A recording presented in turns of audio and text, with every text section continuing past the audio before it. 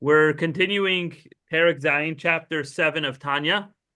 I believe the link to access the text online is jewisharcadia.com/7886 or something like that. If it's not that number, you can scroll through and find the exact chapter that we're up to. Oh, I got it right. 7886. Okay, so I put the link in the chat for those who are live. And we were talking about fressers, gluttonous people, um, people who eat just for the sake of enjoyment without any purpose. Not that there's anything wrong with enjoying your food, but we're talking about the spectrum of holiness versus unholiness, especially holiness versus things that oppose holiness. Um, of course, it matters very much what your intention is and what your motivation is, because that food, especially over here, we're talking about kosher food, or has the ability to draw its life from klipa, from the complete impure forces, or it could be utilized for holiness, and so it gets its energy from from holiness. And we talked about garments that when you when you eat food for an unideal purpose, if it's just for gluttonous reasons, then your body becomes a garment, it becomes a chariot, a facilitator for this food, right? So what that means is our body functions in a certain way as a garment for the life that's inside of it. So if the life inside the body it comes from the three impure klipas, the three impure husks or shells, then our body is serving as a somewhat of a garment for those klipas. And your body also becomes a chariot. What's the symbolism of a chariot? A chariot does not move on its own. It only moves by the will of its rider. So when your body is becoming a chariot to klipas, it's almost like your body is becoming subservient and just following the orders of the klipas. So basically, when somebody eats just to fill his or her own pleasurable desires, his entire being, because his entire body is being kept alive by this, his entire being is connected to the three impure klipas. Now, the Alter Rebbe clarifies that this is only temporarily until a person does tshuva and he's able to return to the service of Hashem, to the study of Torah. So just like you yourself are able to elevate yourself to the level of holiness by studying Torah, by praying to God, by working on our relationship with God, so too we elevate the godly energy in the meat or the wine that's inside of us that was temporarily dragged down into the impurities. And so any impurity that might have attached itself to this food, now that you've elevated yourself to holiness and thereby also have elevated the food inside of you to holiness, now all of those impurities are gotten rid of. So that's the good news. The good news is that if you ate kosher food, or drank kosher wine, and yes, even though you might have temporarily schlepped it into the worst place possible, but it's redeemable because when you're redeemed, the food you ate and that's keeping you alive is also redeemed from there. And he elaborates, because it was permissible meat and kosher wine. Actually, more accurately, it's not permissible meat, it's unbound meat, as we'll see soon why I'm saying the word unbound. Therefore,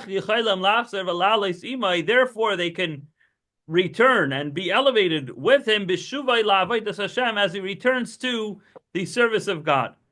So the food itself is unbound, meaning the root of the vitality, the source of life for this food comes from the shining klipa, the intermediary klipa, which is able to be unbound and brought into the realm of holiness.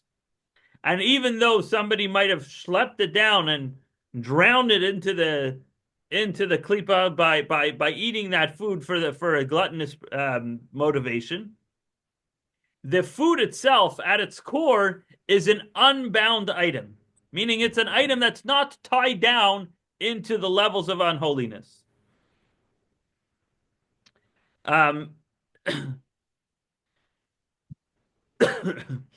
Because the Torah commands us, you have to sanctify yourself with that which is permitted to you. In other words, you need to make yourself holy. The fact that the food ended up being abused by the person, that's not the food's problem. That's a human problem. So the food didn't change. The food didn't now suddenly become unkosher. The person brought himself into the unholy realms. And so because it was only the person in the first place who caused the food to land up in the impure places, because he didn't sanctify himself, he didn't eat or drink in a holy way, so the energy in that food is not tied down, it's not bound to the impurities. And so when the person picks himself up and schleps himself out of the gluttonous behavior and motivation, then he schleps the food out of it with him as well. Shezeu lashen heter umuttar. The Alter Rebbe explains this is what the meaning of heter, permissible, or permission, umuttar, or allowed, really means. It doesn't mean permitted or allowed. It actually means unbound. Kilaimar, that means she'enoi kosher v'asur. It's not tied and bound bidei hachitzainim in the forces of the outsiders, in other words, of the impurities. In which case it would not be able to be elevated. The word Ossur, which is typically translated as prohibition or prohibited, comes from the word Yasruni ba'avaisim. He will tie me with ropes. So it's like something that's tied down by a rope that can't be released. So something that's not kosher, that's like tied by a rope. It's you can't unbind it. You can't untie it. But the word permissible heter, here let me actually write it in the chat. Heter, or let's do this. Muttar equals permitted, and then Ossur equals prohibited. But besides for Muttar being permitted, it also means unbound, literally. And Ossur being prohibited literally means bound, that it's tied down. So when our sages use the terms Ossur or Muttar, it's not just saying you may or may not do a certain thing, but it's actually describing the thing. The thing is either bound, meaning it's stuck there, you cannot elevate it from the impurities, or the thing is unbound. So kosher meat is unbound. It's not tied down into the forces of impurity. Unkosher meat is bound. It's prohibited. It's tied down into the forces of impurity. Then he says further, even if you use something that was unbound, something kosher, something permitted, you used it for the sake of personal pleasure, in which case you do schlep it into the forces of impurity, you're still able to elevate them back to holiness when you yourself do teshuvah, when you return to the service of Hashem. Because since that object, that food item, is not inherently bound, it's not inherently tied down in the forces of impurities, the godly energy inside of it is therefore able to be freed from the impurities that you caused it to end up in. So great. So by accident, let's say somebody wasn't paying attention, he engaged in gluttonous behavior, and now he's able to refocus and attach himself to divine service, and now all is good. Now he can re-elevate that food to holiness. However, you don't walk out unscathed. It says, there's a mark from it that remains on the body. In other words, when your body is facilitated as a vehicle for impurities, you don't walk away without a scar, a spiritual scar, that is. And therefore, the body requires banging on the grave. Basically, what that means is that angels basically bang and shake the body when and kind of like when you ever the other day my kids were playing in the sand and their shoes got all dirty. So what do I do with the shoes? I bang it against each other and this whole cloud of dust comes off the shoes, right? So similarly, the body needs a little bit of rough treatment, shall we say. So even though the person who ate and drank for a gluttonous purpose could, reattach himself to holiness, but even after the energy of that food was returned to godliness, there's still a mark that remains in the body, because the body at some point was energized. It received, outside influence. It's kind of like, certain cars, they only take a certain grade of fuel, and if you don't put in the right fuel, it can harm the engine. So our bodies, and I think kosher is a perfect example of that. The Jewish body needs certain fuel to fuel its engine. And if you damage the engine with the wrong fuel, yes, you can make sure that you only use the right fuel in the future and you do tshuva and all that. But it's still there's a certain mark that's left from being energized from this three impure klipas. How that's applied and the whole concept of banging on the grave and all that is a lot more mystical. It's beyond the scope of this chapter of Tanya. But the point is that yes, you could temporarily bring yourself into the three impure klippas. You could elevate yourself out of there afterwards, but there is a slight mark that remains. Now, until now, we were talking about food, but food is not the only permissible act a person could engage in. There's a lot of permissible, but not inherently holy things a person can engage in. So here's another example. And the same is true with the energy in the drops of semen that leave a man's body during a animalistic desire, meaning that means he did not sanctify himself during marital relations with his pure wife.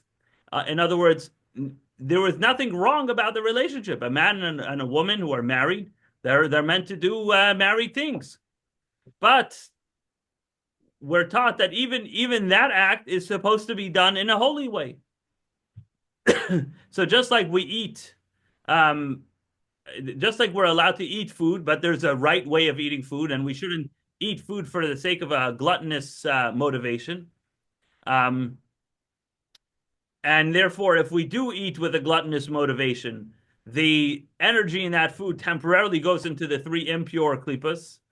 When a person goes back to Hashem, he's able to elevate the energy in that food. So too, this concept can be applied to a permissible, allowed marital relationship.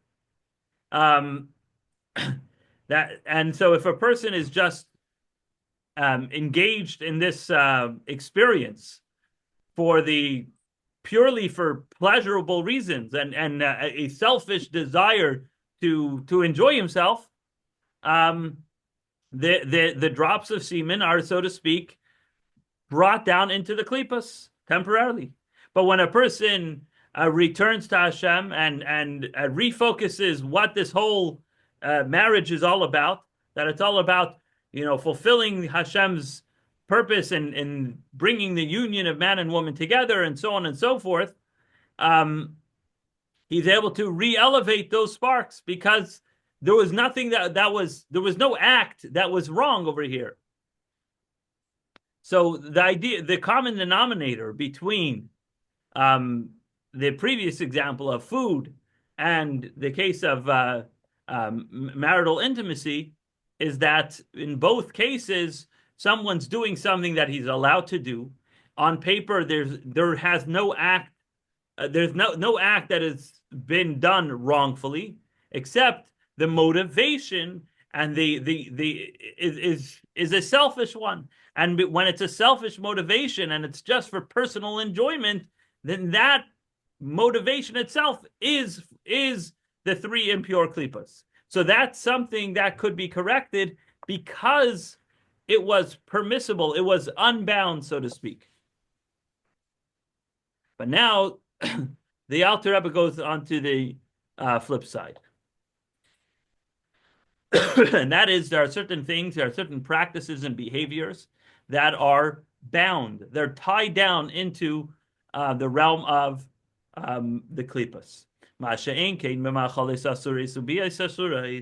However, this is not the case when we're talking about prohibited food or prohibited relationships. They are from the three completely impure klipas. These acts, these behaviors are tied down, they're held down, they're bound in the hands of the klipas forever.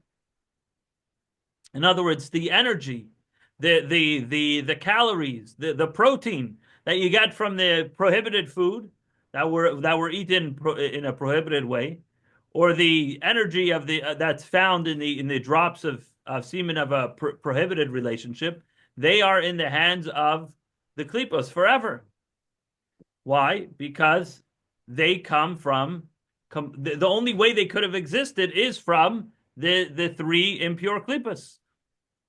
So what happens is, or what happened in such a case is that when the person commits that act, whatever it is, he causes that the godly spark in the act of the sin should be separated from its source completely without any ability to redeem it from that exile. Because again, even a prohibited act is only possible by God making that food or that woman available and in existence, right?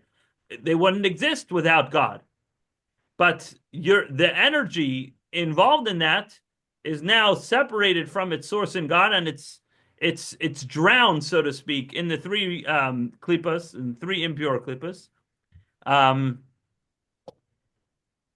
And now essentially what you did was you took a spark of godliness and you added fuel to the klipa fire, to the klipa camp. And now the concealment of godliness, because what is a klipa after all? It's a husk, it's a shell, it's something that covers godliness. As we said earlier, even the klipas do have godliness in it. It's just so deeply covered. And when a person does one of these acts, he's adding godly energy to there, which is permanently trapped.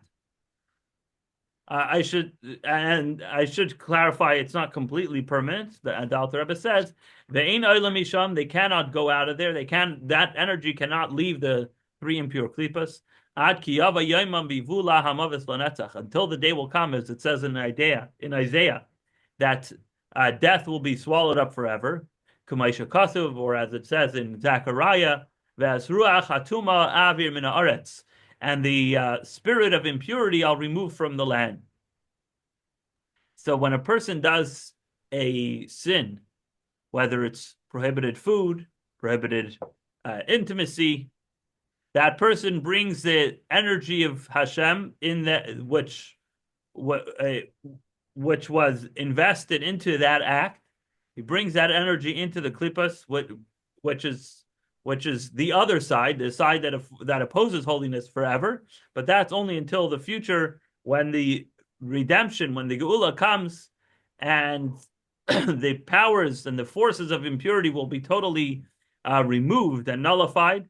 And this is also related to the idea of death being swallowed up forever. Why? Because the whole existence of death in this world is only possible when something's separated from godliness. Because if you think about it, God is true, God is alive, and truth is something that lasts forever. And if God is alive and God is true, then nothing that is true or truly alive can ever die, because it's truth. Truth means eternity.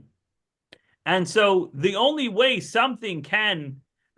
death can creep into something is if there's a separation and a detachment from godliness. So if there's no separation and there's no detachment and there's no impurities fighting godliness, it's not that death is God has to breathe in a new eternal force to what's it called, anti-aging cream or something. But on the contrary, if impurity and klipa is removed, the default setting is things will last forever. People will live forever. So if the klipa goes away, then what happens is you uncover what's underneath the klipa, which is a tiny spark, and it was very hidden, but it's really godliness over there. And now that godliness can finally reconnect with its source in God, and it'll last forever. So really, removing impurity, removing klippas, is synonymous with the removal of death. Now, that could sound, a very far-fetched, sound like a very far-fetched dream. It's like, okay, so, none of us are free from ever having, perhaps even by accident, done something which is, not on the spectrum, but actually in the realm of klipa, where we're feeding into the camp of unholiness and trapping sparks of godliness into the unholy. And what are we supposed to do? Just wait till Mashiach comes and otherwise we're doomed? So the Alter Rebbe says, no, there's another way. Or until he does such a big tshuva, such a strong tshuva, that his wanton sins become like merits for him. So even though we just said that the vitality that we put into these sins, these wrongful acts, these prohibited acts, draws godly energy into klipa forever, there still exists a way to elevate the life in this prohibited act, bring it up to kedusha even prior to the arrival of Mashiach, even during this time, and that is when a person does such a strong tshuva from pure love, from the depth of the heart, from the intense thirst that a person has to godliness, as we'll explain what that means. And then there is this idea of wanton sins being transformed to merit. This comes from the Gemara in Yuma, where it says that tshuva is so great. Tshuva has such a strong power that it's able to transform wanton sins into merits. And what that means is that you're doing such a strong tshuva that the godly energy that's in these wanton sins, that's in these averis, is able to be elevated. You're able to extract something that's officially trapped and bound and prohibited and proscribed from any redemption whatsoever, and you're able to extract that. How do we do that? We're going to work on that next week. All right. So thank you all for joining, and